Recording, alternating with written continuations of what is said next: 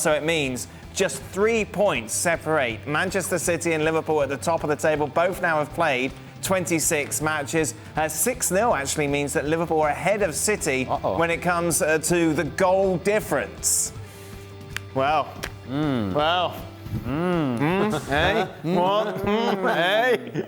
Well, it's in their hands, basically. Hey. Well, what? It's in their hands, yes. Win out, you win the Premier League. 60-40 is how everybody has been saying over the last week here. Does that change things at all, that result? You okay? Interesting voice. I'd say yes. Because you've got to say it's 50-50. Oh, thank you. Well, really? I think so, yeah. Listen, you can see Liverpool beating City. You can also see City beating Liverpool. Oh. So you can't separate them. It's at the Etihad. 50-50. It's at the Etihad. Even though it's at the Etihad, you can still see Liverpool going there and winning. Right. Listen, if Tottenham can go there and score 3, so can Liverpool. Yeah.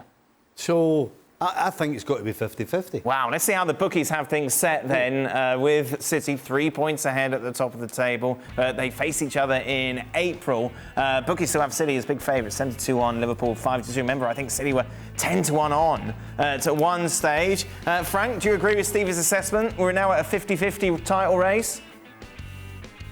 Yes, definitely, because the pressure is going to be on the Man City team, and they know that they can't fail anymore. And when you know that, it's like when you're a driver, a Formula One driver, you know, it's always better to be just behind because you just wait for the mistake of the other. So I think that it's going to be a big task for Manchester City to keep the lead, and Liverpool just have to do their job and wait for a slippery curve from City and maybe win at the Etihad Stadium when they face each other.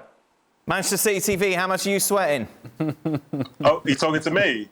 Oh, is that me? Oh, sorry.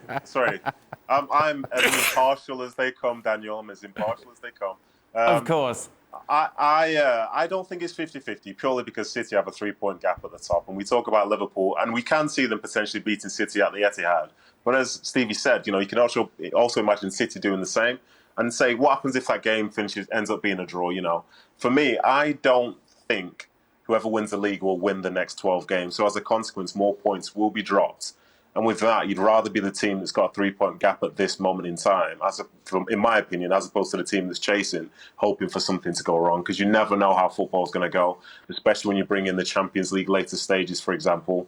So, as I say, you'd rather be number one at this moment, in my opinion. And City, even though the gap's dropped to 3, you know, they've won the league throughout the last 4 seasons, so they'll feel confident. I'm sure they'll be able to mount a solid title defence. Thank you very much for watching ESPN FC on YouTube. For more highlights, analysis and exclusive content, be sure to subscribe.